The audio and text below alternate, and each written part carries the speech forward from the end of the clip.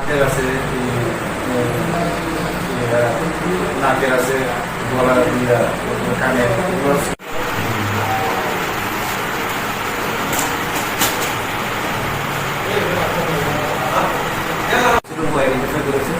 তারপরে সাথে আমরা কিছু কেস টাকা করেছি, কেস টাকা 80,000।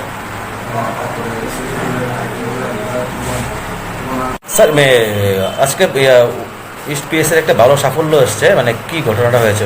ঘটনাটা হয়েছিল মানে একটা চুরি হয়েছিল, ওটা আউটসাইড ভেন্ডার যারা বসে এই আস্তাবল ময়দানের বাইরে পুজোর সময় তাদের এই দোকান থেকে চুরি হয়েছিল ভদ্রলোকের দোকান থেকে। তখন আমরা এফআইআর নিই এবং এফআইআর নিয়ে ইনভেস্টিগেশন শুরু হয়, তখন সেটা প্রকৃতি আমাদের ইনভেস্টিগেশন শুরু করে।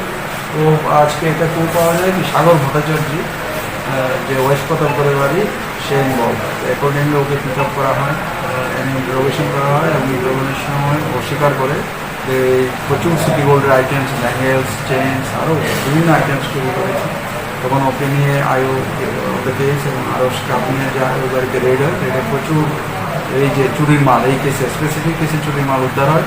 সঙ্গে আরও কিছু আমরা জিনিস পাই যেগুলো ল্যাপটপ এবং এগুলো ও স্বীকার করে যে এগুলোও চুরি।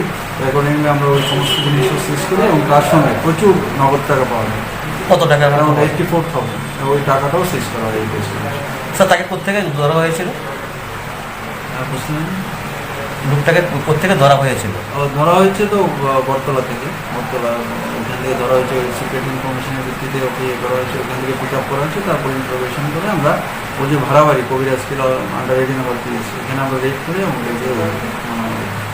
তার সাথে কোনো লোক জড়িত আছে কিনা আমরা দেখছি। আমরা এই আসামিকে কাল ফরওয়ার্ড করবো এবং রিমান্ড চাইবো, পুলিশ রিমান্ড চাইবো আরও ইন্টারোগেশন করার জন্য এবং আরও অ্যাসোসিয়েটস কারা আছে।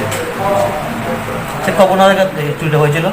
চুরিটা হয়েছিল গত 13 তারিখ, 13/10/2022।